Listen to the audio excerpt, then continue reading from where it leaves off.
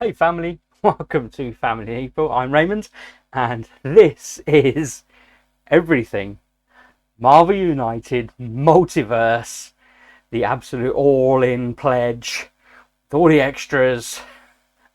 Let's get unboxing.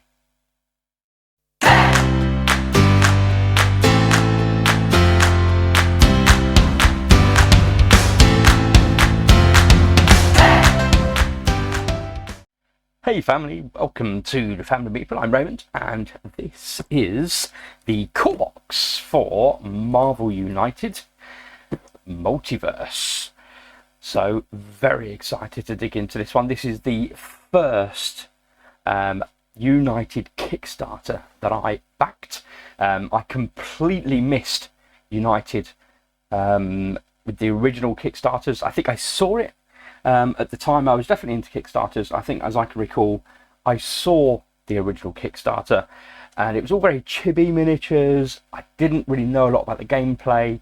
I don't know whether just the look completely put me off even investigating the gameplay.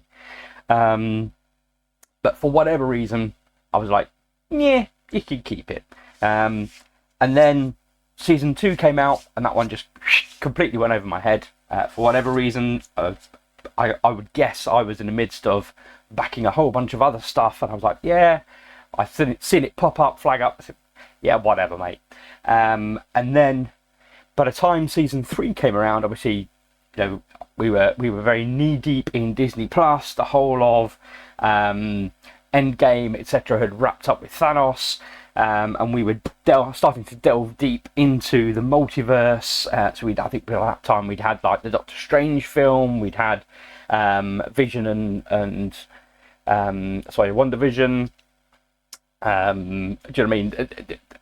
We'd certainly had the very first season of Loki, and so the whole sort of Kang thing, the whole multiverse, definitely come to light. I'm guessing possibly Spider-Man, or maybe that was just on the verge. And maybe was being filmed at the time when this Kickstarter came out. And yeah, at that point, I was like, okay, I'm going to look into this. There's definitely, to get to 3 seasons of a game this big in terms of content, there's got to be something there. And so I looked into it.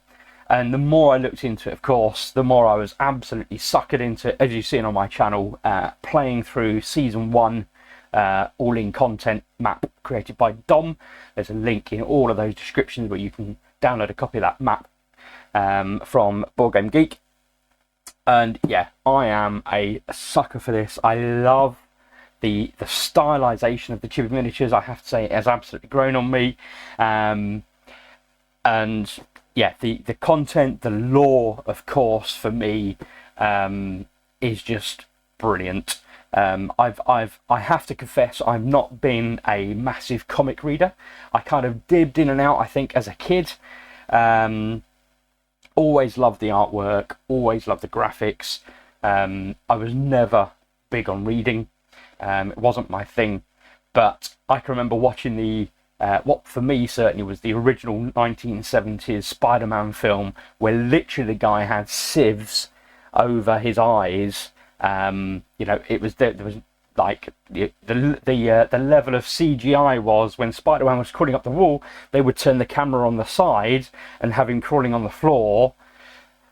Yeah, on brick paving. It's like, oh look, Spider-Man's crawling up the wall. You know, he would spin a web to cast at someone, and they would literally just throw a web from a net from off the screen over the bad guy. Yeah, it was that. Just CGI wasn't a thing. It was okay. Let's try and do what we can, knowing that people absolutely love this character. And yeah, I can remember for the very first time seeing the Tobey Maguire Spider-Man stuff, and I was absolutely blown away. Love it, love it, love it. And yeah, and since then, you know, obviously the Marvel films, phenomenal. Some of them a bit more hit and miss, unfortunately, of more of late. But I still enjoy watching all of them, and I enjoy the fact that there's still bits in all of them that I thoroughly enjoy. Anyway, I've waffled on enough. apologies. You are here to see this unboxing. But yeah, just to give you a bit of the kind of background of the story, the journey I've been on to get to this point today and receive my very first Kickstarter for Marvel United. So let's have a look at just the graphic presentation around the box edge. So obviously they are considerate of however it is you might be storing your collection, whether it's a whole series of boxes upright stood next to one another, whether it's a series of boxes going to be sat on the shelf stacked above one another, you know, so they give you those options there as to who do you want to see on the sides and how do you want to see them presented. Of course, we have the wonderful artwork on the front itself, again by Eric M. Lang, and I have to say this guy totally suckered me in. I think Cthulhu Death May Die was the first one with Eric Lang that I'm absolutely besotted with. I've got everything coming for the next season, next 2 seasons of that. I've got the big chap stood above me here, but yeah, and we've got lots of goodies to dig into. So the fabric of reality is bursting at the seams as new threats emerge from all corners of the multiverse. Variants of the most dangerous supervillains reach out through space and time to seize power. Like it. Whoops. I'm trying to read and cut, and that probably doesn't really work. This is real tight here. Apologies. I think there's a alternative back on here. Yes, and that's what's making that slightly more difficult to do. So I will carry on reading and then come back to cutting. But where powerful villains rise, so too do mighty heroes. They'll travel across dimensions in a desperate struggle to protect the innocent, face dire threats, and confront these villains once and for all. The fate of the multiverse hangs in the balance, with victory only possible if the heroes stand united. Hence the name of the brand, United. And it is a brand now, because of course we have moved on from just Marvel United as it was originally, and officially now also have DC United. There are also a number of fan iterations beyond both the DC and Marvel verse. But here we go. So we're going to take on the role of various multi-dimensional versions of iconic Marvel heroes cooperating to stop the master plan of a powerful villain controlled either by the game or by another player. And of course they introduced that in Marvel's United Season 2. Each villain unveils its unique master plan with cards that trigger different effects and threats that pose challenges across the locations. Besides relying on their unique equipment, heroes must carefully choose the cards to play from their deck. They not only offer different actions and superpowers to use, but also combined with the actions of other heroes to do the impossible. Build your storyline, unite the powers, and save the day. Okay, got a list of contents. We'll go through that. So let's see what we have.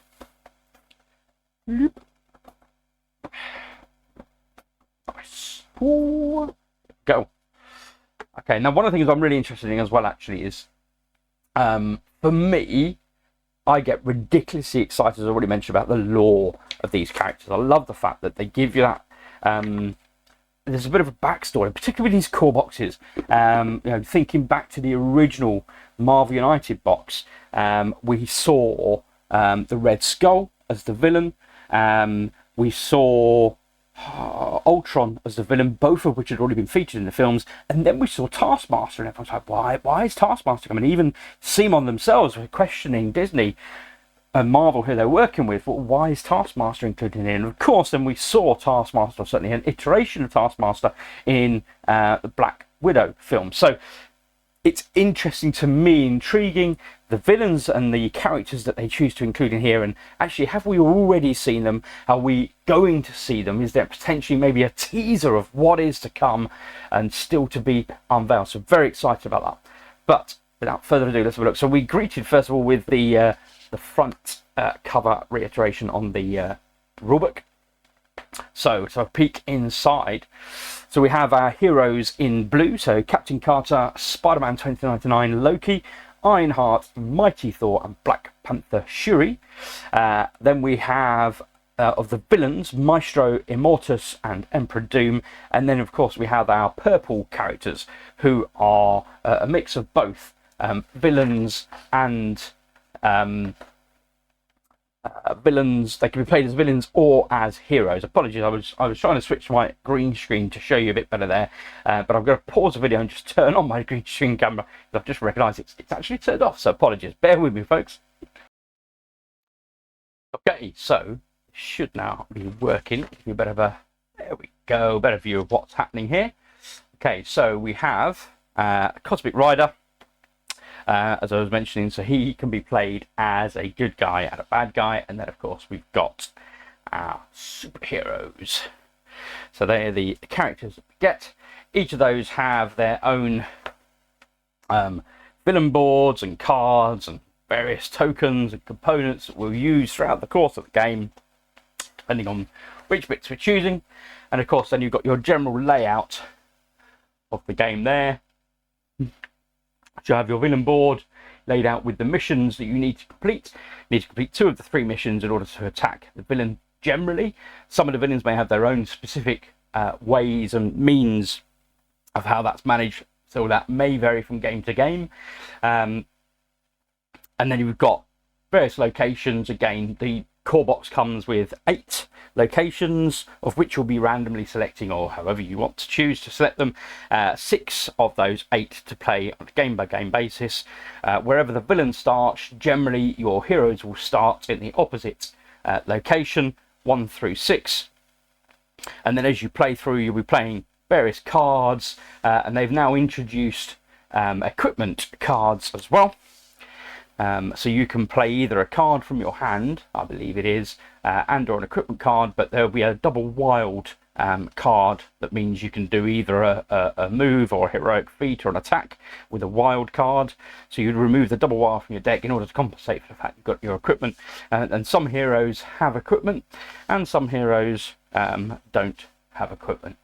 So it will vary from character to character. I believe there are some generic equipment cards as well. Whether they come in this core box, whether they come in the expansion content, I can't tell you, but we'll find out together. Here we go. So we've got various then the rules of play, the turn sequence. Very, very easy, simple. How to use the equipment. You've got super villain mode and additional rules. Super villain cards, how to play solo. So there's a new way to play solo, to Commander solo mode. And then you've got the credits, and then you're at the rule summary at the back of the book. So all in all, 16 pages. As you can see, lots of graphics, lots of good sized text. Very simple to learn, and very, very well crafted in terms of balancing the gameplay and the complexity. But of course, this is now season 3, so most players will be very familiar with the core system in terms of how you use your heroic feats, your movements, your punches, your attack actions, and your wild cards. And then, as I mentioned, there are various tokens then specifically pertaining to the different villains that we're going to see. So we've got some Doom tokens. This dude has a name, but I don't know who he is. We've got a prevent BAM token, so you can throw that. So potentially, depending on the characters that you're playing, you may be able to throw that down on the villain and prevent him from doing his BAM effect for a turn or 2. And I do appreciate, as always, the detail that they put into the insert. For me, generally not while we're retaining the insert, but it's nice to know that it is there. So these things are all packed and sealed. So we've got a bunch of locations to start off with. So let's dig into those and see what locations. So the way the locations work is when you start the game, the villain, each and every villain has a number of what they call threat cards, and those threats will be scattered around the various locations of the game as you play. Ooh, come on. And as you defeat those threats, it will unveil powers that you can then use if you end your turn at one of those locations that no longer has a threat. Flippin' heck, these are hard to get into this time without damaging the content inside. And do you know what? I don't even know why I'm taking such care. So I have upgraded these. So all these contents, the cardboard contents, I have got in my full Kickstarter copy, the upgraded card location set. Let's try and move that up a bit so we can get the majority of that on the screen. There we go. So you get an idea of. So this is Niflheim. Is the location here. Go, is that better?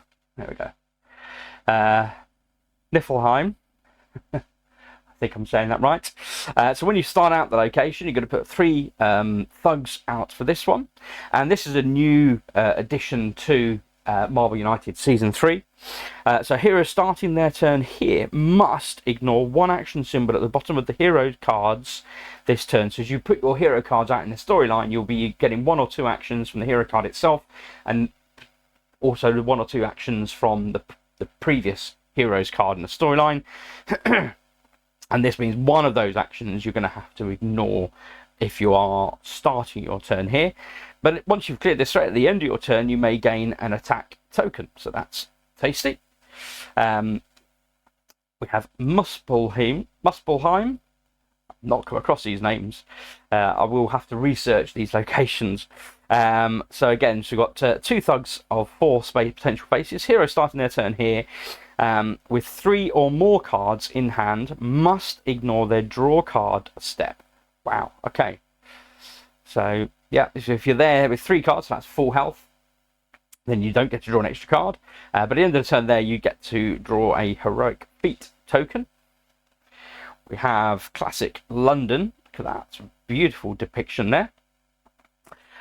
So we have a civilian and a thug of 4 potential slots. And then at the end of your turn, if there's at least 1 other hero in this location, you may gain 1 token of move, heroic feat, or an attack. Once you've cleared the threat. We have Project Pegasus. So again, 4 slots, civilian and thug. End of your turn, you may have a henchman to this location and deal 1 damage to them. Oh, you may move a henchman to this location. Okay, so that's potentially handy.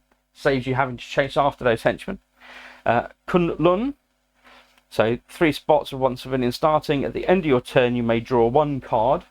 If you have 1 or 2 cards in your hand, or discard a card to gain a wild token. It's potentially a place of healing, but also potentially a place of training as well. So that discard a token to gain a wild. Very tasty. We've got the United Nations headquarters. So 3 slots with 1 civilian. At the end of your turn, if you've cleared that threat, you may relocate 1 civilian from any location to any other location. So you'll be able to manipulate those civilians around board. We have Alchemax headquarters. So 4 potential slots started with a thug. At the end of your turn, you may cover with a crisis token symbol.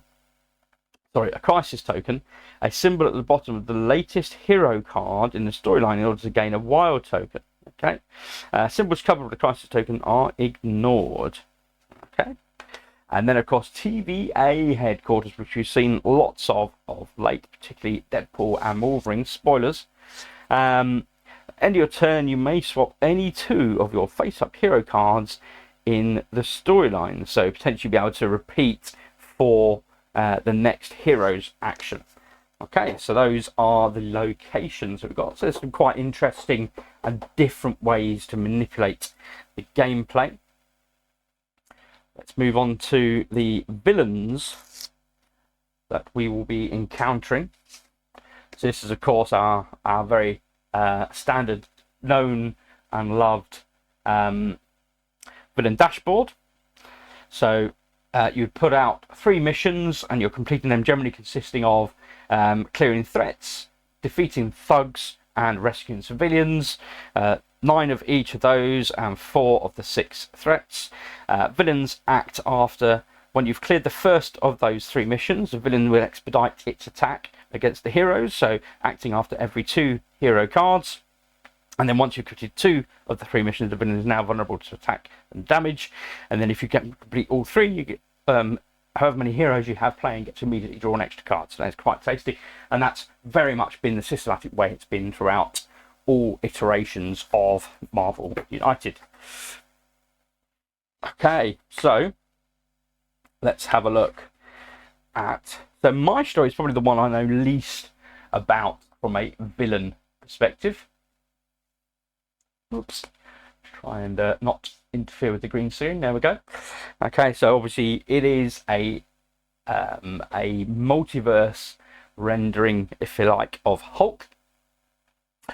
So he has a special setup rule, so keep the Rick Jones token aside and within reach of the player. So that was that token that I said that there's a name for this token. I don't know who it is. It's Rick Jones. There you go. If you're playing super villain mode, so that's where you play, so you have one person actually playing Maestro, and the players will be playing against that one person, so 1v many. Then hero starting tokens are these, so they'll get a booster on the basis that you're going to make life difficult for them. That's the idea. Every villain then comes with, depending on the number of players, how many hit points or life the villain has when they start the game. There are always special rules then. So the special rules for Maestro: when a hero is knocked out, Maestro doesn't activate his BAM. Instead, he gains 1 health, may go above starting value. When 2 missions are completed, place Rick Jones token in the location opposite to Maestro's. If Rick Jones is not in Maestro's location, Maestro ignores the first 2 damage he would take each turn. Heroes can take Rick Jones with them whenever they move, or move him to an adjacent location by spending a heroic feat action. Okay, now when Maestro BAMs, you deal 3 damage to 1 hero in Maestro's location. And when you do overflow, if a civilian or thug token can't be added to the location, Maestro gains 1 health. So he's continually, perpetually gaining health, and of course dealing damage when he does his BAM. So that's how Maestro works. Now, one of the things that I'm aware they provided with the Kickstarter, but isn't provided with the game content, and I've not really seen it covered in any video to date. So I just wondered, I put this in here, and I don't know if this is of interest to folk. Let me know in the comments if this is something you'd be interested in seeing in future videos as I continue to do these unboxings. For me, as I say, it's a big deal. I really enjoy and appreciate the lore on these characters that we're seeing. So yeah, let's have a look. So this is the Maestro Mini. So we just read to you about Maestro's real name is Bruce Banner. So he is the Hulk, just in another multiverse. So Maestro is an evil version of the Hulk. Born in an alternative future timeline, he has Bruce Banner's intelligence combined with the malevolent personality traits of the Hulk. After the Earth is destroyed by nuclear war, he is kept in stasis by AIM until he escapes. So that is who Maestro is. So effectively, evil Hulk who has aged. So that's that villain that we have the option to go up against. That's Maestro. We also have, let's have a look. Here we go, Immortus. So let's find out about Immortus. And I find this one very intriguing. Okay, so we've got a special setup for Immortus. Set aside the Infinity Watch symbol. Master Plan card. Okay, so there'll be a card in his deck called the Infinity Watch symbol. Then you're going to set that aside and place it on top once you've shuffled everything else. It cannot be played. This character cannot be played in team versus team mode. So again, there'll be other modes that we'll see unlocked throughout the Multiverse Kickstarter content. Okay, so there's Immortus. So special rules. Heroes cannot damage Immortus. When a hero is knocked out, Immortus doesn't activate his BAM. Instead, he draws a Master Plan card and adds it face down in the storyline. And the rationale of that is Immortus is effectively expediting him getting through the whole of his deck. So if a villain runs out of all their cards in their deck, you've lost the game. When he does bam, you discard a civilian and a thug from Immortus location. For each token discarded in this way, remove 1 token from the corresponding mission, if still not completed. Okay. So your missions are what you're trying to complete in order to be able to attack, make him vulnerable.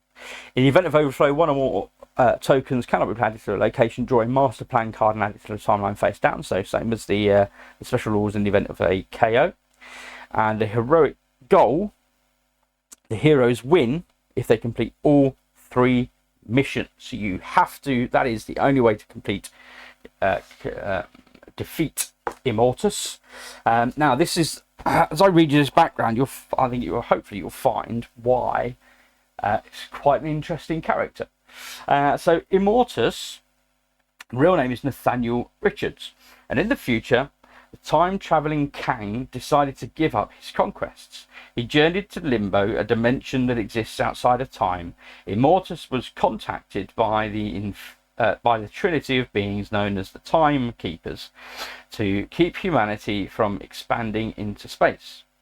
Immortus acted as custodian of time to prevent the disastrous effects that this would have on the multiverse.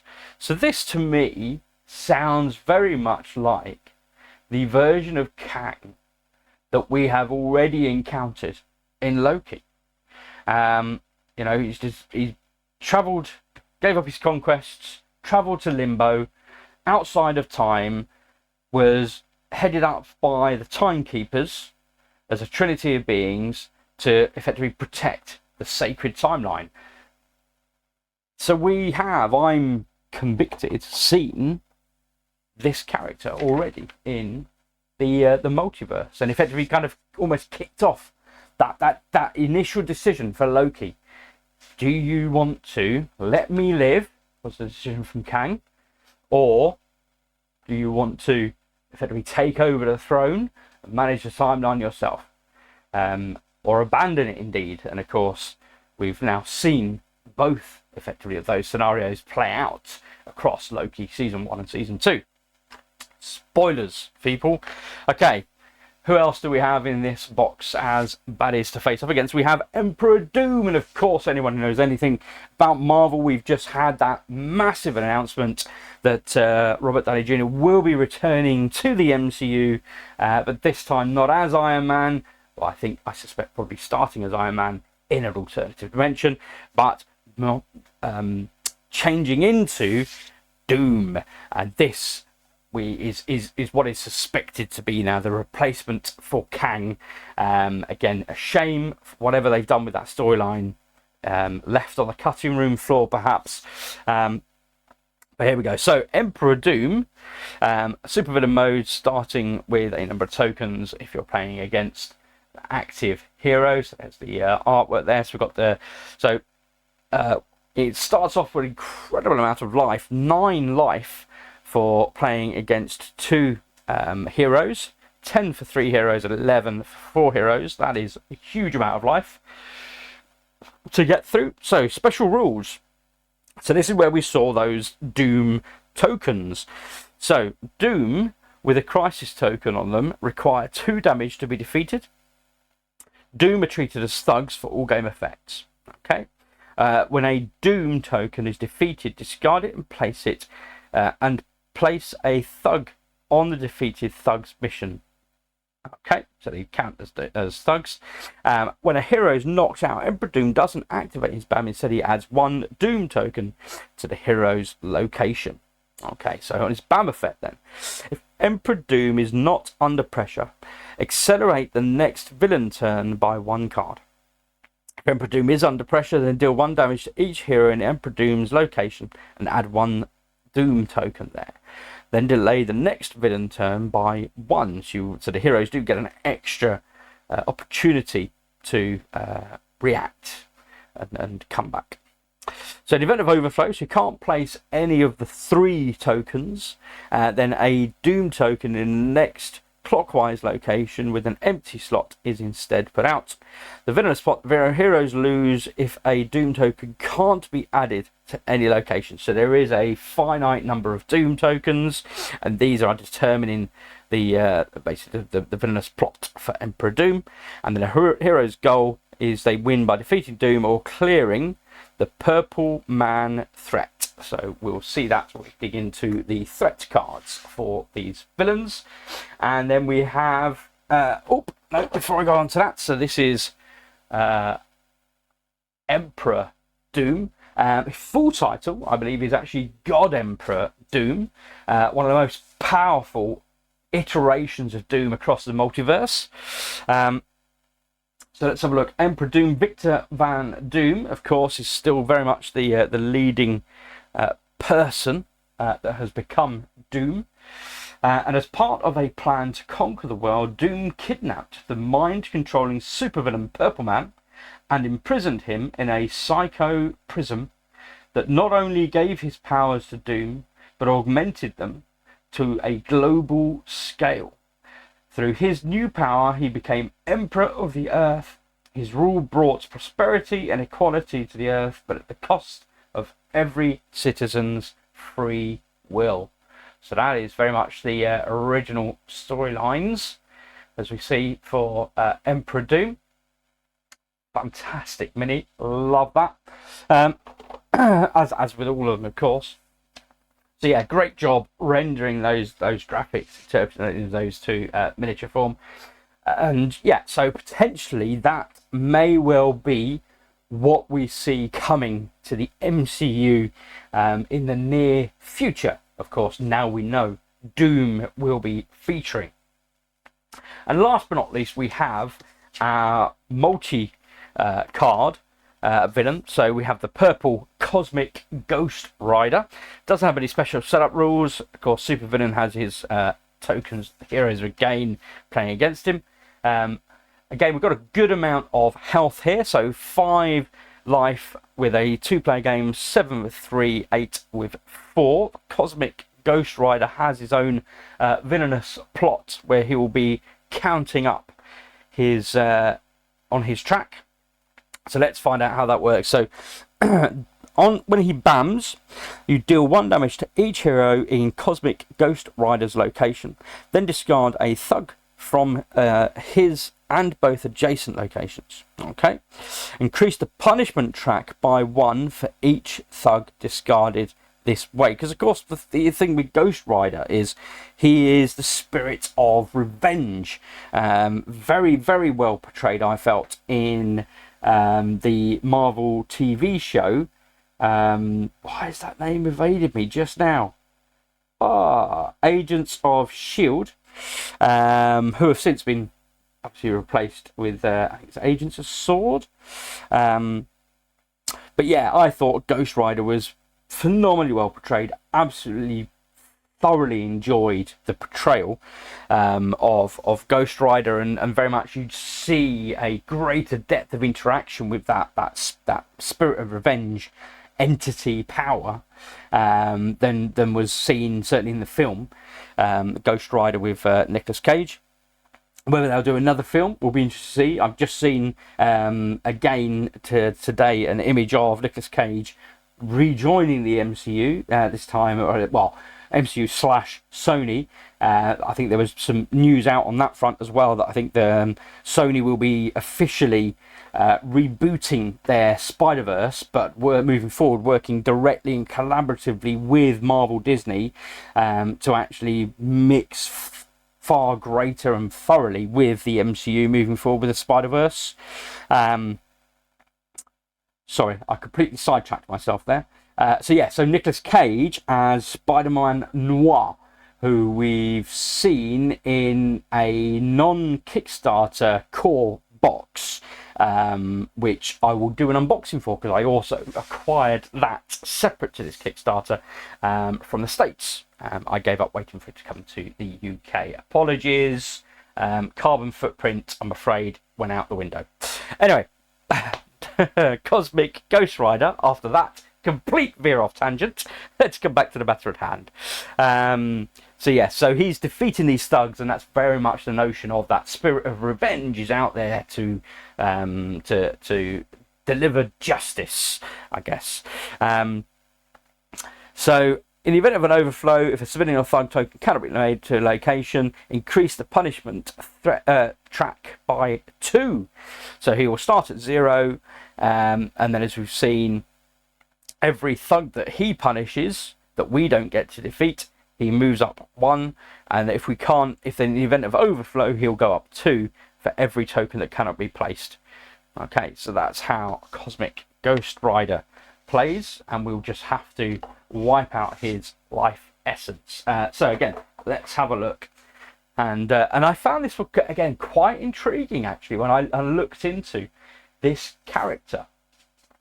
I found it most intriguing. Please tell me I put him on here. Yeah, there he is, purple. Okay, the Cosmic Ghost Rider. So, of course, this is who would be better to embody the spirit of revenge than Frank Castle. And of course we've seen Francis Castle in his own show now, The Punisher, and so this is very much what you are seeing here. This is the Punisher being possessed by the spirit of revenge, which is just phenomenal. And again, the backstory is no less phenomenal either. So in an alternative reality where Thanos won, Frank Castle, originally known as the Punisher, was one of the last casualties of Earth. His soul was subsequently sent to Hell, willing to give anything in order to punish Thanos for slaughtering his planet. The Punisher signed a demonic deal with Mephisto and became the Ghost Rider, capable of manipulating both Hellfire and the power cosmic. Now, of course, the power cosmic element of this doesn't come from Hell, and it doesn't come from the Spirit of Revenge or Frank Castle. The cosmic power, as we know, comes from, and there'll be a box set in here to unbox, Galactus. Galactus is filled with that cosmic power. And so in that storyline, as Thanos has almost completely annihilated all life across the entire universe because he is trying to appease death, effectively his girlfriend, Thanos actually defeats Galactus, the World Eater, and in the throes of Galactus dying, Ghost Rider takes on some of the cosmic power from Galactus to assist him in defeating Thanos. That's how powerful Thanos is. And equally, that's how powerful this dude becomes in a result of that complete exchange with Mephisto and also with Galactus. So yeah, quite an incredible storyline. Absolutely love that. And again, you see that reflected so well in the gameplay and how that plays out. Which is why I love these little snippets of storyline that they did give during the Kickstarter campaign, his little character proceeds, as it were, but also then when you go and research a bit more into the original comic storybook lines and where these characters originated from and how they developed.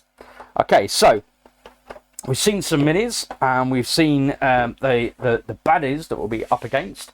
Let's have a look at their so finishing off the baddies before we dig into the heroes.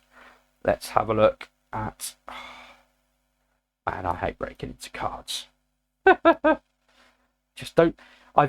It's because I've experienced damage in them in the past. That's all it is. Is I've experienced, taking chunks out of cards, and particularly the thick cardboard elements, and it's just so. It just becomes so deflating, so upsetting. I guess it's saddening when it happens and you damage your own thing that you do you mean you're literally just getting out the box. You haven't even got it out the flipping box properly and used it or anything, and it's damaged already. It's just gutting. Anyway, so we of course have our standard 3 missions as I made reference to. So defeat the thugs, rescue civilians, and clear threats. So as we have come to know and love. And we also have our standard challenge modes. We have our moderate challenge where we remove a single wild card from our hero decks, and hard challenge, remove 2 wild cards from the double wild card from the hero decks. So we've seen a number of those now play through in the massive campaign for season 1. Oh, it's only going to get massiver. Is that a word? Massiver? Even more massive. Yeah, maybe that. It does come in here, and I saw this with, I believe we saw this with season 2. It comes with a supervillain deck, and it comes with a superhero deck. Now, my understanding is these decks are used when you are playing the 1v-many mode of the game. So the supervillain will have these, or a supervillain card available to them, and that's a way that they can trigger and affect the gameplay. And similarly, the heroes will have a superhero card and a way that they can trigger and affect the gameplay to make things slightly easier for them in terms of taking down the villains. So there's a whole plethora of various different both sides of the fence as to how to manipulate and manage the game and when they're played, etc, etc. I've not played them. I've not had the opportunity to play multiplayer, but looking forward to it, and I'll happily feedback how they work when I get around to them. Okay, so what order did we do in a minute? Let's have a look. Let's stick to the original order. So we began with not Immortus. We began with Maestro, who was of course the bad Hulk gone bad. Whoops, go. Okay, so let's have a look at the threat cards that come with Maestro. So he has Dogs of War. So when Maestro does his bam, he does 1 damage to each hero in this location. So he comes with 3, 4, 5, 6 Dogs of War. So there'll be 1 Dog of War for every location, all with 3 health. So they are the threats that you'll be clearing. So he's got his guard dogs out there. And then he'll have his various cards determining how he moves, etc. I think, was this one of the ones? No, this wasn't one of the ones with the starting thing. So we got then additional special cards. We've got Ruling Dystopia.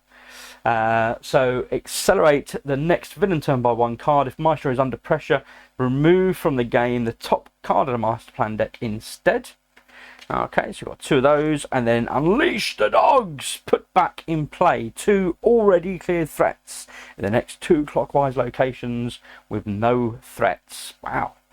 Okay, so very much is out with his guard dogs. That's what you're up against when you're facing against Maestro.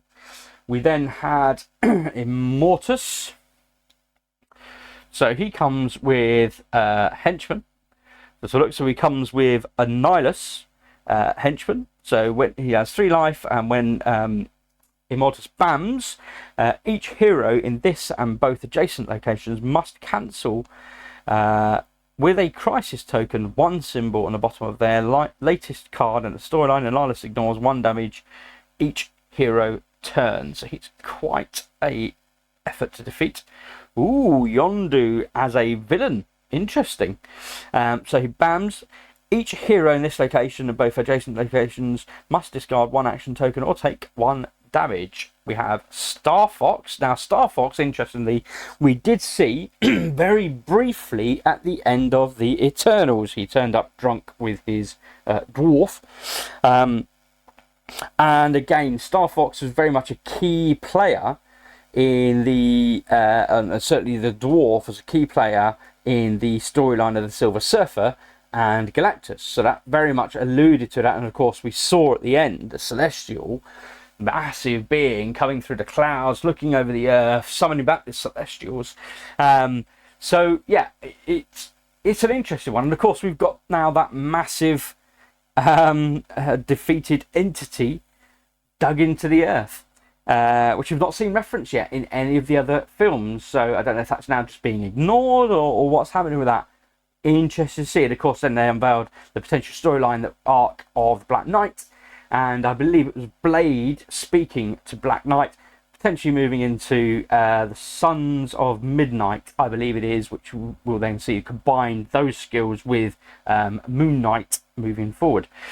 So yeah, lots of massive storylines and unlocking, unveiling stuff, and various avenues they could certainly take the MCU from here. I'm really excited about stuff like that, particularly Sons of Midnight. I think that'll be a fantastic team up, see what they do with that stuff. And obviously they've started on a lot of things like the Young Avengers. We'll come on to that in a moment. Okay, so Star Fox then, who we had a snippet of insight into and then disappeared from the screens. Bam, did 1 damage to 1 hero in this in both adjacent locations. If at least 1 hero was damaged this way, Star Fox can't be damaged until the next villain turn. Ooh, Captain Marvel as a henchman. Wow. What was Immortus doing? Okay, deal 2 damage to 1 hero in each adjacent location. If a hero deals more than 1 damage to Captain Marvel during their turn, that hero also takes a damage. Wow. And here we go, Silver Surfer. Bam! Move Silver Surfer clockwise to the next location with any heroes and no threats. Of course, it's flying around the board as you would expect. If possible, regardless, deal 2 damage to 1 hero in his location. Okay, and then in addition to all of those, we have the last thing, which is the Tachyon Field Generator. Again, very, very much in line with the Kang that we've seen played out through Thor season... not Thor, sorry. Loki season 1 and 2. Okay, so as long as this thread is in play, heroes can't place the last or civilian, thug or threat token on the corresponding mission. They must discard it instead. Ouch. Wow. Okay, so you absolutely have to get rid of that threat. There is no question above and beyond all other threats in play. Okay, so wow, some real tasty stuff there. Here we go, messing with the timeline as you would expect with Immortus.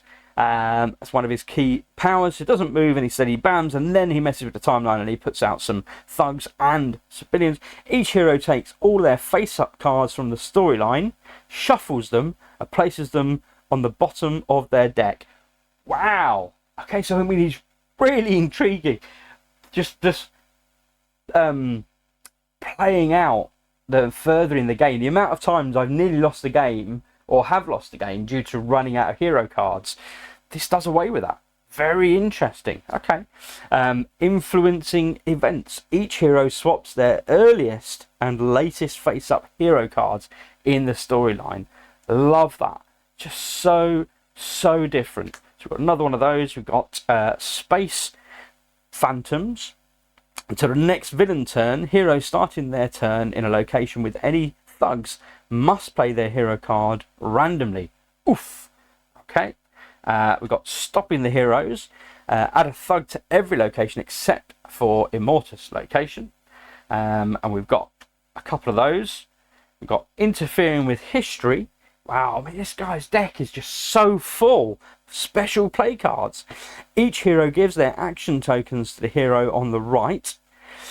Okay, for the rest of the game, heroes take their turns in counter-clockwise order. Okay, delaying heroes, add a civilian to every location except for Immortus location. We've got 2 of those, and then Infinity Watch Assemble. That's the very first card that will come into play every time you play against Immortus.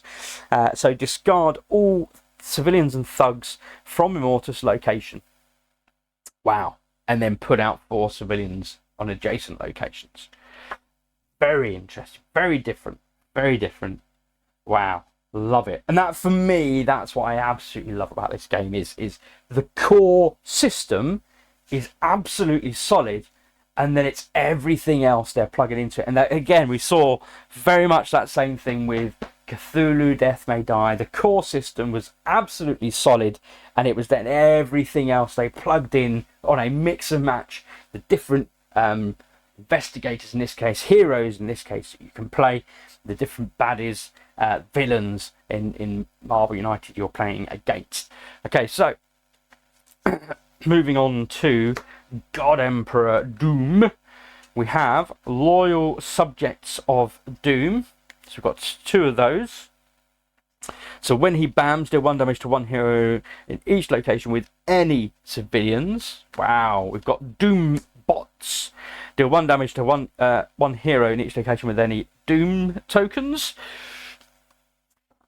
Where we have Namor, an interesting sidekick henchman for Doom.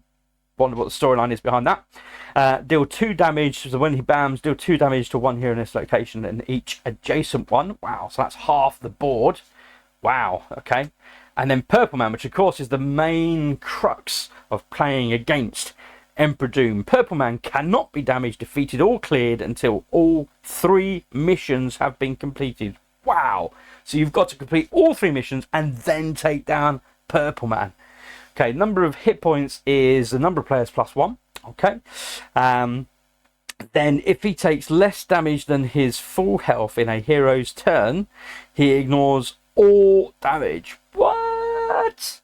Wow. Okay, so you definitely will be playing characters that are giving out tokens to manage that above and beyond the cards that you're playing. Very interesting. And of course your equipment now.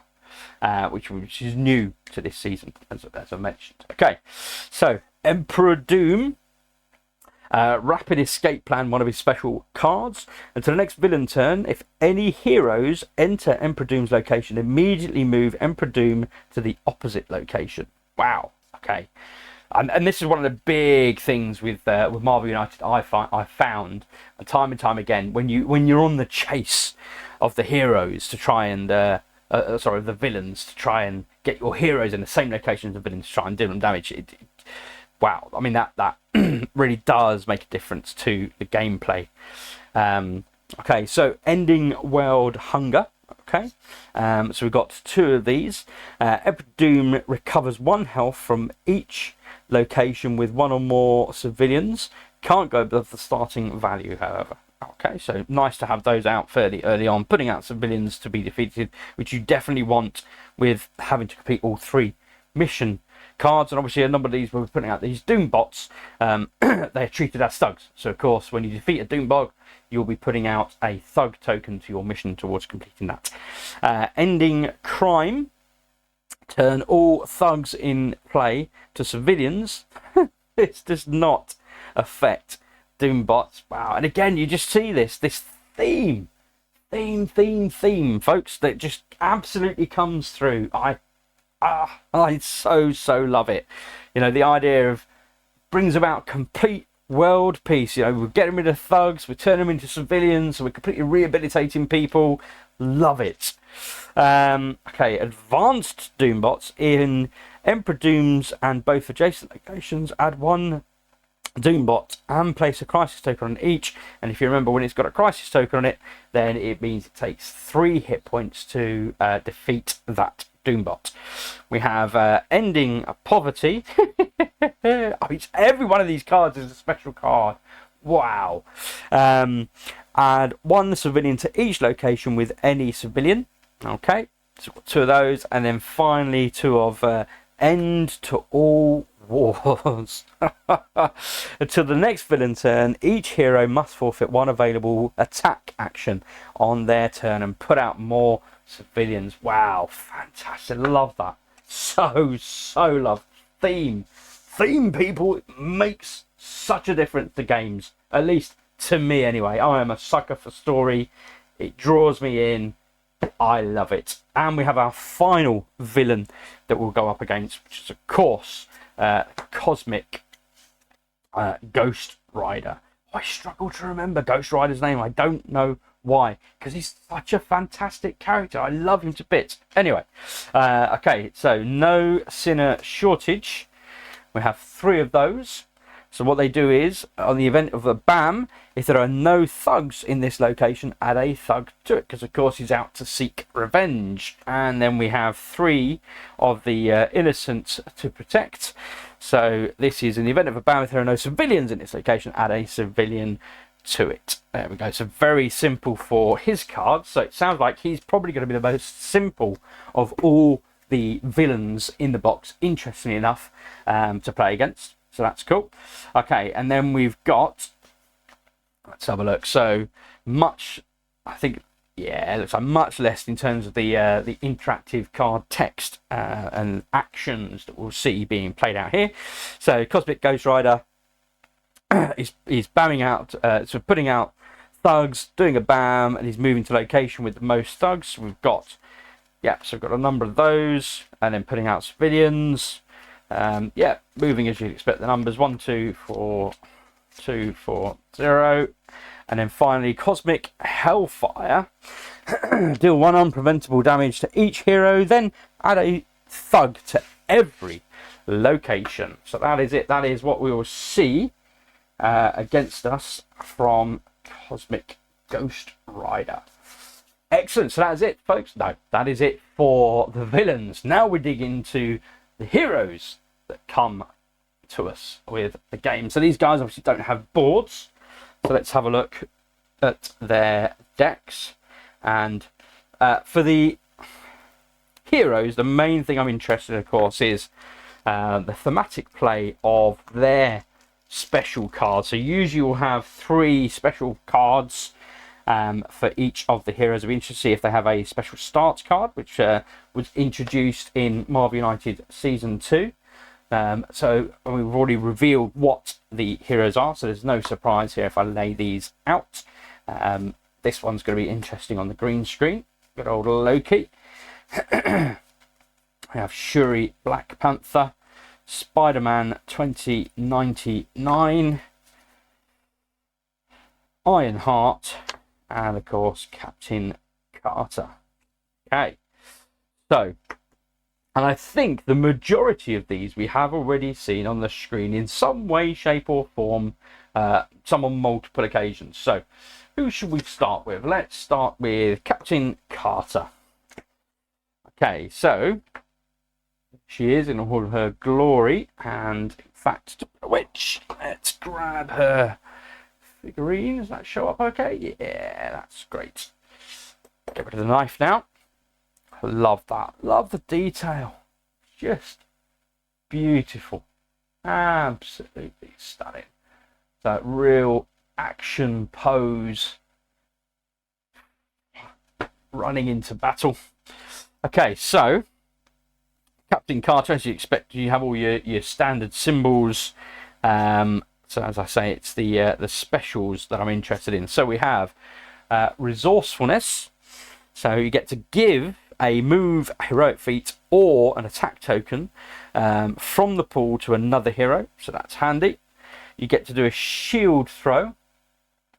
So shield, I just love all this artwork. It's just phenomenal. Absolutely fantastic. Shield throw. So attack an adjacent location or recharge your Captain Carter's shield equipment at the end of your turn. And in fact, I'll dig out the equipment cards before we move on to the next bunch of heroes. So yeah, so then we've got another shield throw, so that's great. So there's 2 opportunities to recharge that piece of equipment, so that's nice. And inspiring leadership, give a wild token from the pool to another hero and then draw a card as well. So that's nice. You get a bit of healing out of that. And let me just open up these equipment cards, because there are specific equipment cards for specific characters. And then in addition to that, there are a number of hero equipment cards to heroes that we've already seen featured in Season 1 and Season 2, I believe. And as I mentioned, there may well be some hero cards that are generic. I know that they're in the mix somewhere, but I don't know where. Let's bring that up. There we go. Bring that up there. So, Captain Carter's shield. So use on your turn, attack an adjacent location, or use on a villain turn to ignore 1 damage dealt to you to any hero in your location, then turn this face down. So there we go. And then we've got black on the other side to show these recharging. At the beginning of your turn, discard 1 action token to turn this face up. So you have lots of opportunities to reuse this piece of equipment, as well as in those specific cards and able to reuse that equipment as well. So that's brilliant. Love that. I don't think she has anything else. That's just that token there. What have we got? Oh, got some battle plan cards and a whole raft of additional equipment. There we go. Okay, right. I've had a quick squiz through those. We'll come back to those. Okay, so that is Captain Carter's equipment. And let's just run through her background. So, of course, we've seen Captain Carter now, both in the animated series What If. If you haven't seen that, highly recommend that. Fantastic, fun romp through the multiverse. As well as, of course, on the big screen with Doctor Strange's Mansions. No, not Mansions. I always think Mansions of Madness. I've got that as a game. Shh, not a CMON game. Sorry. The Multiverse of Madness, of course. What else would it be called? We're dealing with the multiverse, of course. So yes, the Multiverse of Madness. We saw Captain Carter in that judicial scene where Doctor Strange gets pulled forth.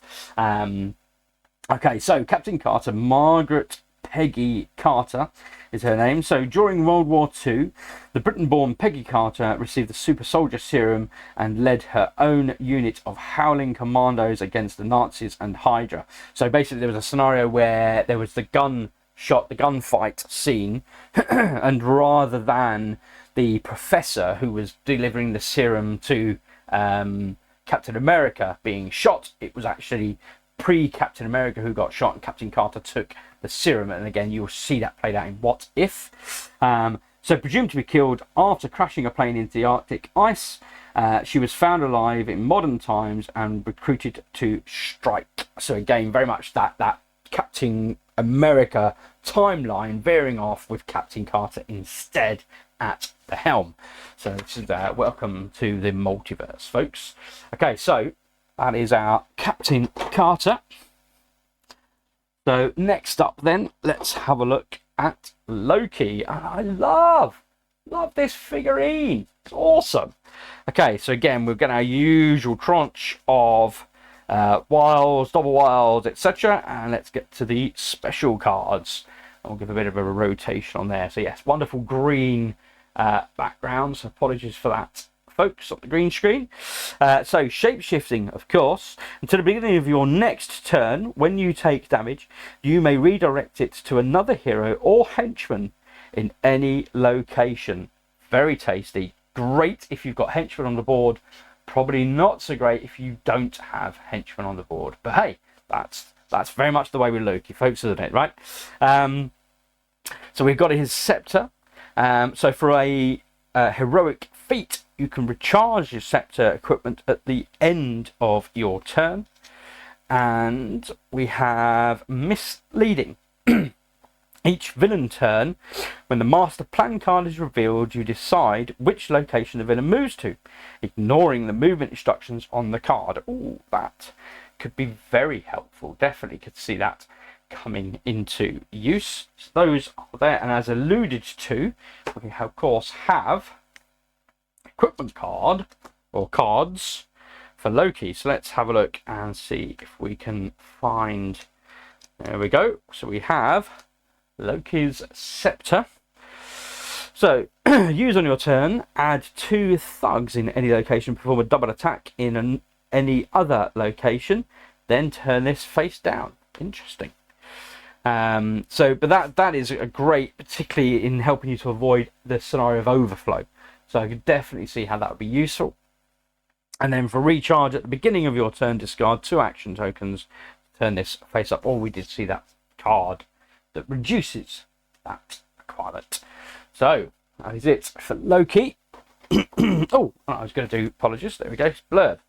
So of course we've seen Loki on numerous occasions now, not only in the big screen, but of course also now in his own TV show, 2 seasons of. How do you say his surname? Loki Lawfason. that his name? Not come across that before. Okay. So the abandoned son of frost giant royalty, Loki was rescued from his home realm of Jotunheim, and raised as a prince of Asgard by Odin. And we saw that, of course, in the very first Thor movie. Loki became a god of mischief and a potent agent of chaos across the realms. While his deeds could often be considered evil, he is also capable of being heroic if it serves his designs. And again, we've seen that played out so well on the screens. Fantastic job, Marvel. Love it. Okay, so moving on from there, let us go to our first Young Avengers. First of the Young Avengers. So this is, of course, Ironheart. And we saw Ironheart featured in Black Panther 2 as Shuri took the helm. So again, got the usual tranche of particulars, and then we got onto the special cards. So let's have a look at those specials. So maximum firepower. You may discard one action token to do a double attack against a single target in your or an adjacent location. Okay. We have Ironheart Natalie. Distribute one move and one attack token from the pool among heroes. So that's nice. And then we have Tech Genius. So we've got two of these. Let's have a look. So this turn you may treat heroic feats as wild or gain a heroic feat token. So if you've got lots of heroic feats on the board, then that's a very powerful way to be able to manipulate the game. So we've got two of the, so she's got 4 special cards, so that's very handy. I'll just pop her there. And of course, I mean, there was no reference to equipment, but of course she is an Iron Man-esque character, so I am sure, no, sure as I am, she does not have any equipment. I am surprised, I would have thought, and I've just found the generic equipment as well, so that's nice. So I tell you what, it's an opportunity then to maybe have a look at the generic equipment, seeing as she doesn't have any actual equipment of her own. And apologies folks, because I don't know as yet the rules on generic equipment, how many pieces of equipment are allowed to be taken into battle, as it were. How's the green screen code? That's not too bad. Okay, so we have the options of body armor. So we've got 2 of these. Use on a villain's turn. Ignore 1 damage that you would take, and then turn this face down, and then you remove it from the game. So it's a one-off. Ignore 1 point of damage. Okay. We've got communication advice. So use on your turn if there are no other heroes in your location. Gain a heroic feat, and then turn this face down. Okay. And again, it is then removed from the game. We've got 2 of those. We have an airlift. So use this on your turn to move, gain a move token, and then turn this face down. And again, it is removed from the game. So 2 of those. And last but not least, a makeshift weapon. So use on your turn to defeat a thug in your location and then turn this face down. We've got 2 of those. And again, as you'd expect, removed from the game. So the generic equipment cannot be recharged. There we go. So that is Ironheart. And talking of Young Avengers then, let us move on to Shuri Black Panther, who I thought did a fantastic job in the second movie. I thoroughly enjoyed it. I thought it was great. A great appreciation of course, the original Black Panther, whilst also continuing to move the story forward. I very much appreciated that. Okay, so Shuri, special cards for Black Panther Shuri. So look, so we've got a move on the bottom there. So gifted strategist, reveal the top 2 cards of the master plan deck. You may either put one at the bottom of the deck or place them back in any order. So that's quite nice. So a bit kind of Black Widowish there, very much knowing and understanding the plans of the enemy. We have shielding, draw 1 card or Treat the heroic feat on this card as a wild and recharge your hard light shield equipment at the end of your turn. Okay. So we've got 2 of those, so 2 opportunities to recharge that equipment from cards. And then we've got the Lab Genius. Give 1 wild token from the pool to another hero, then draw until they have 3 cards in hand. I love these miniatures, they're so cool.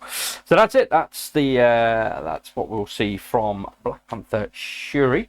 And let's just have a quick look at her background and then dig into her equipment.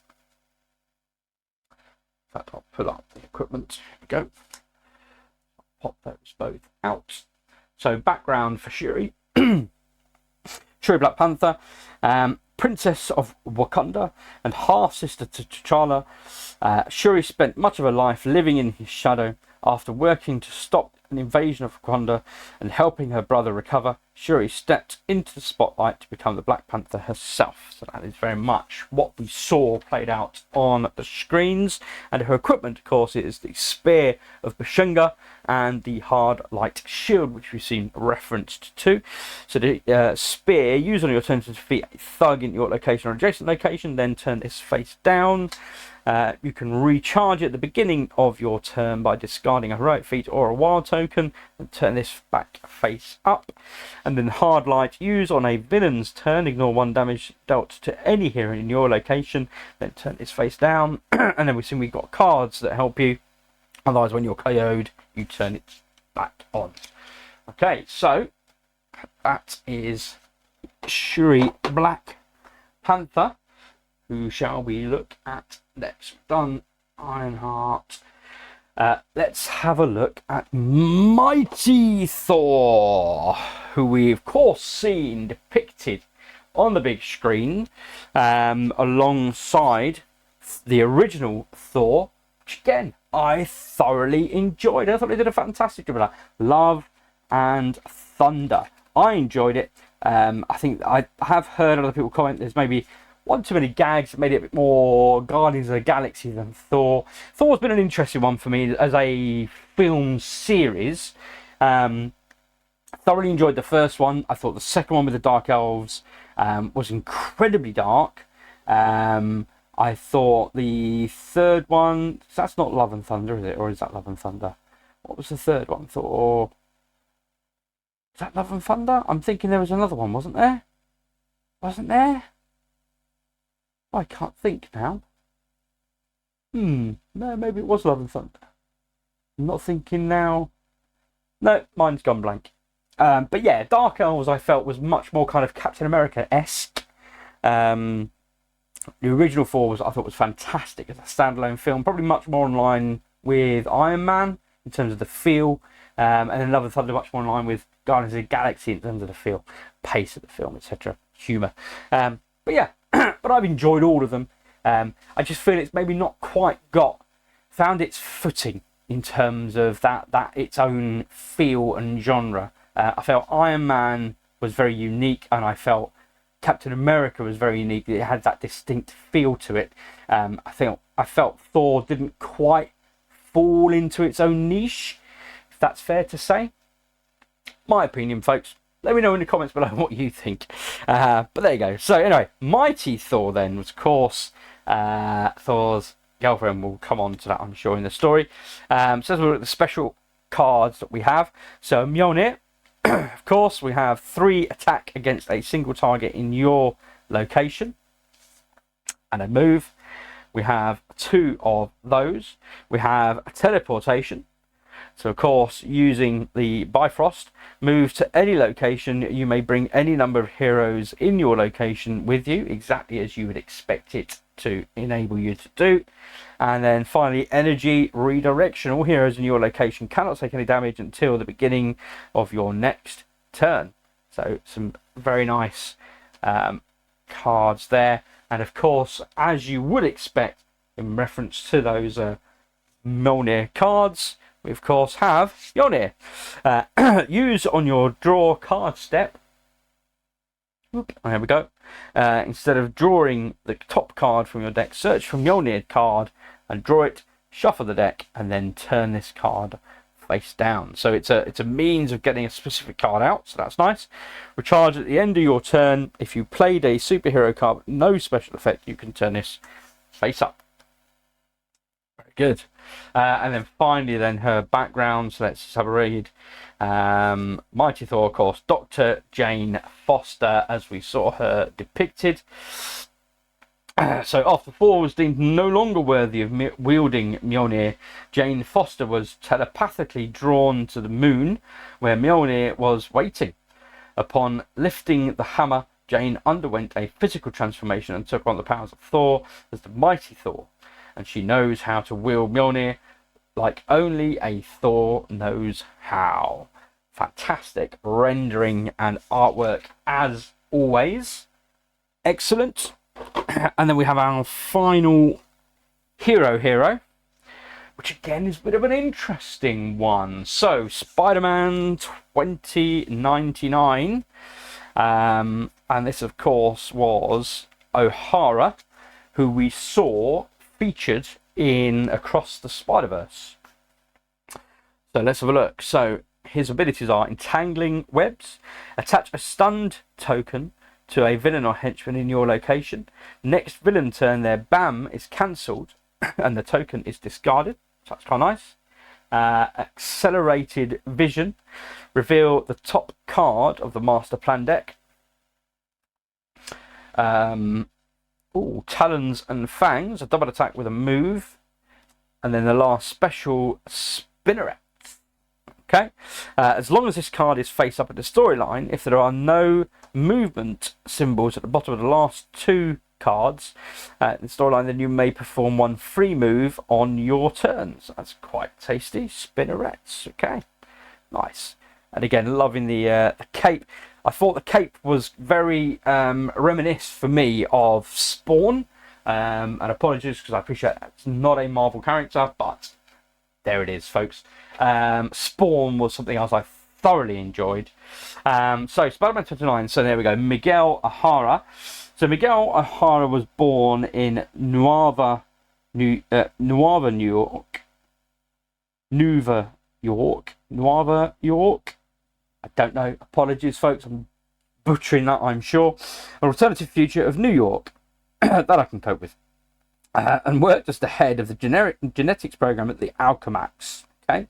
After discovering some Alchemax experiments have killed test subjects, he tries to quit, but he's poisoned with an addictive drug called Rapture.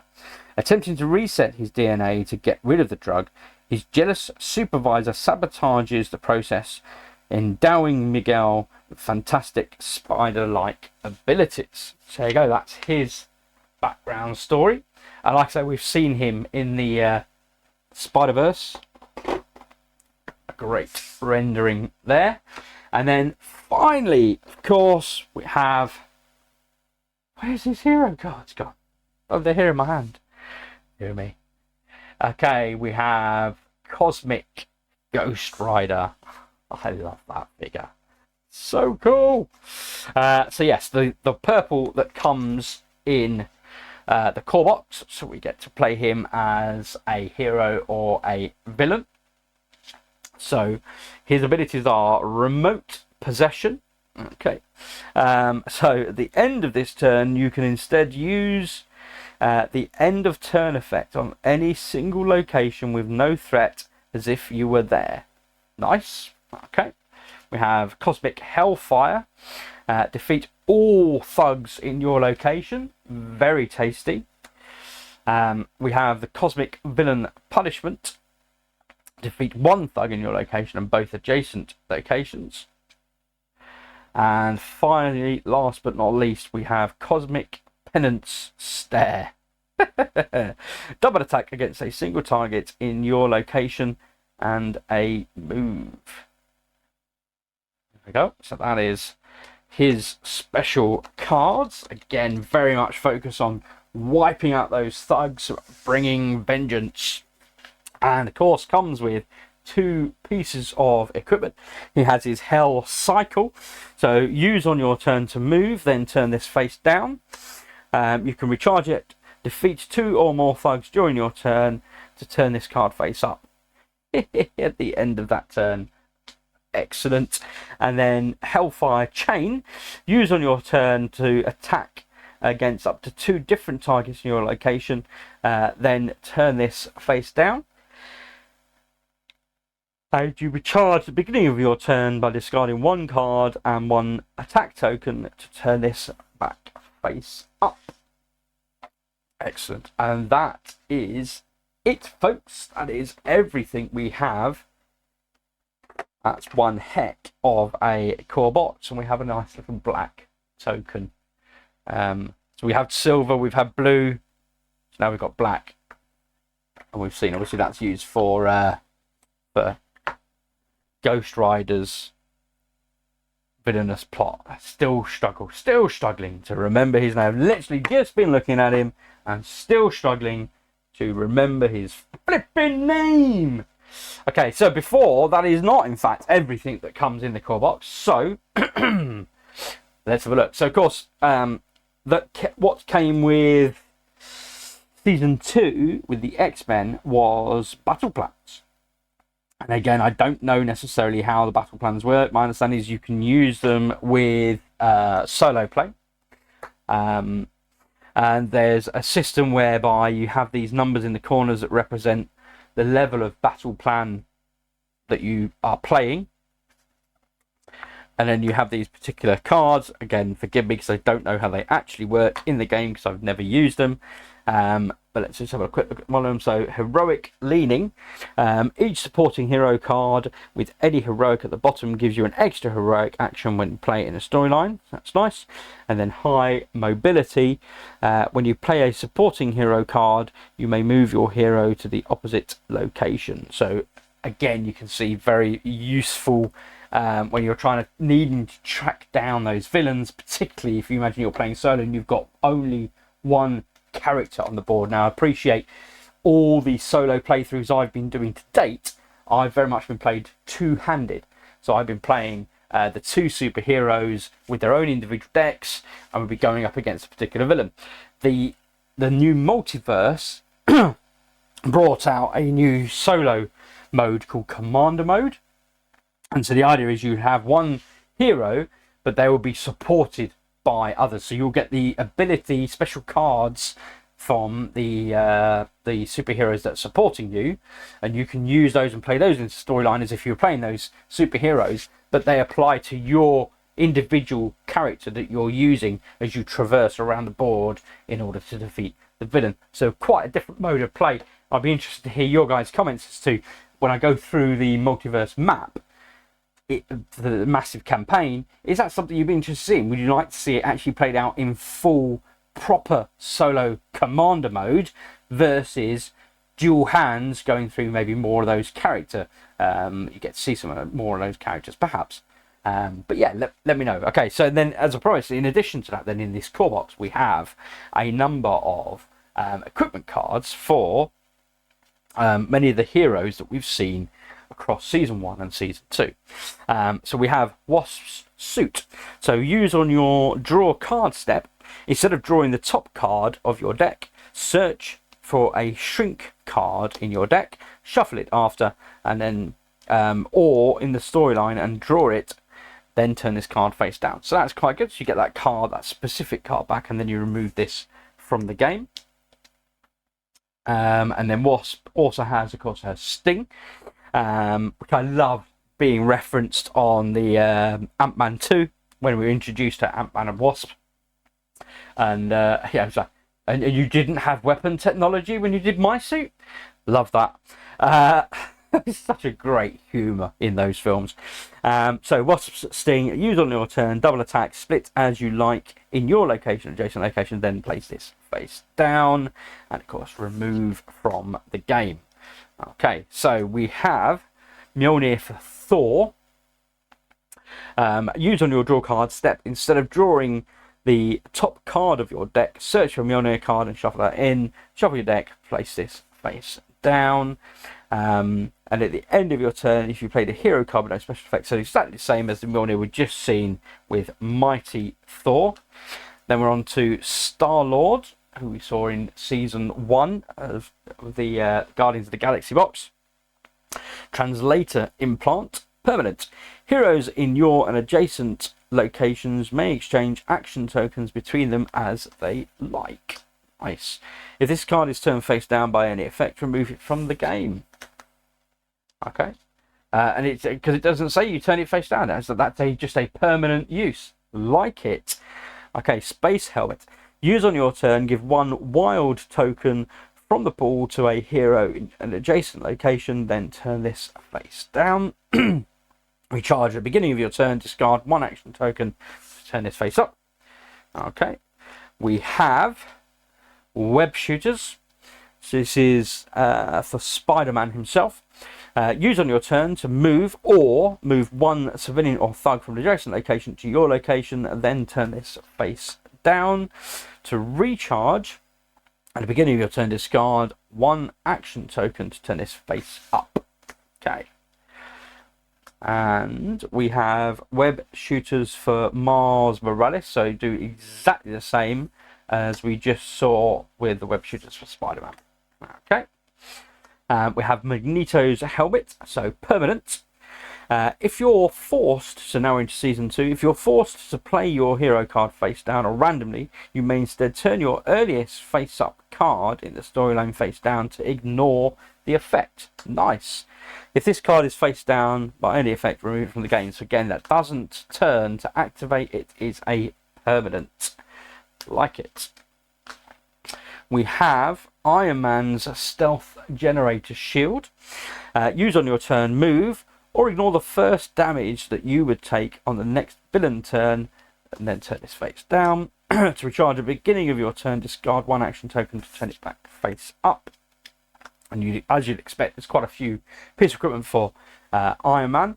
Got the Omni Beam, so use at the end of your turn. If you didn't attack, then deal unpreventable 3 points of damage against a villain or henchman in your or adjacent locations. Then you are knocked out. Turn this face down. So I think we saw semblance of that in the movies. Exhausted, remove it from the game once it's done, as you would expect. Okay. And then Deflector Shields, which I think we saw with Iron Heart. Use on your turn. You can't take any damage until the beginning of your next turn, and then turn this face down. And then it's exhausted, removed from the game. Maybe we didn't see it with Iron Heart. I can't remember. Anyway, we've got more Web Shooters. So these are, of course, for Ghost Spider. Exactly the same thing.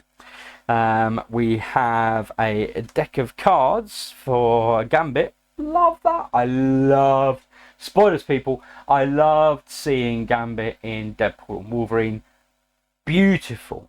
Beautifully done. Love that. So deck of cards, use on your turn, gain a move and a heroic feat token, then turn this face down, and then it's exhausted, so you get a one-shot equipment.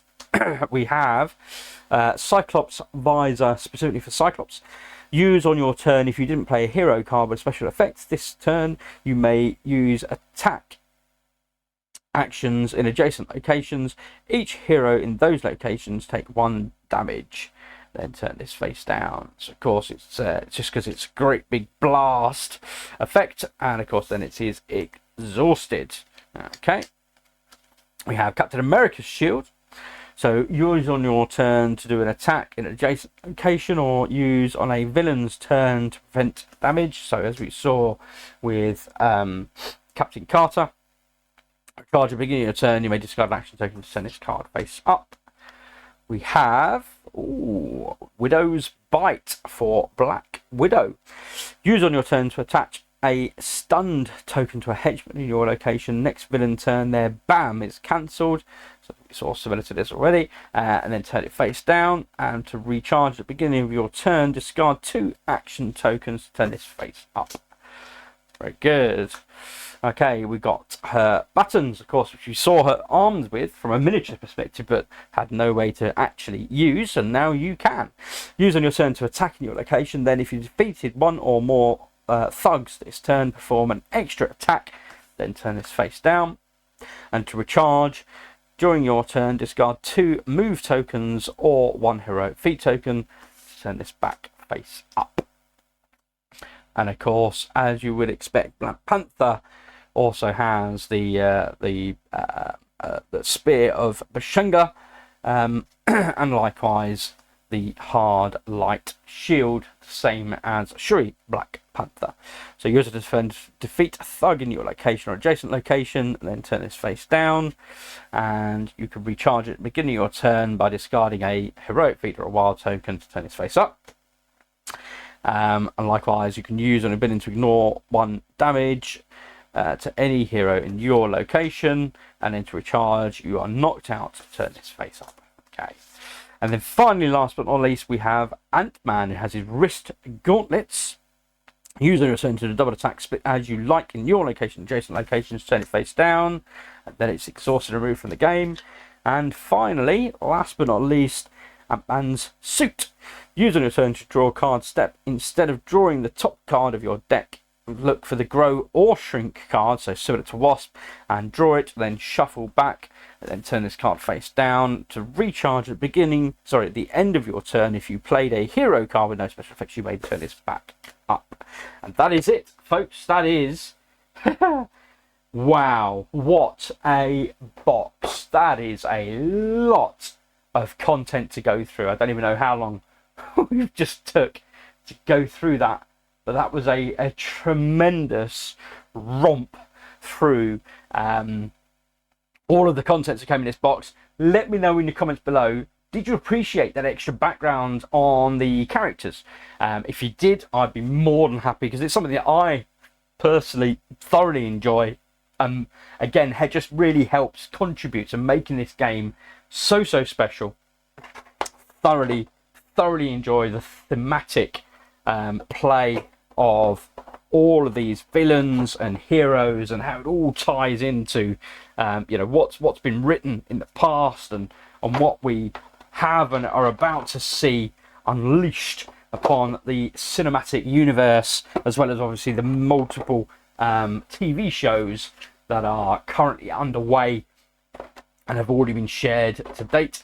So that is the core box. I hope that you have enjoyed that. As I say, please leave a comment below. Let me know your thoughts.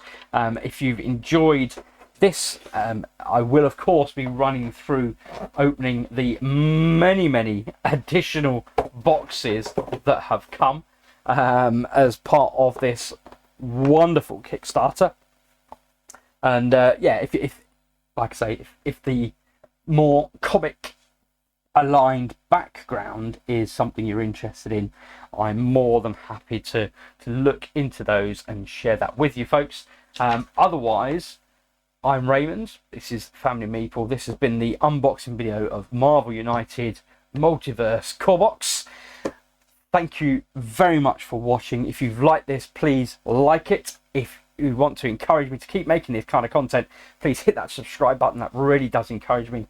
Otherwise, I will see you back at the table in the future. Thanks for watching.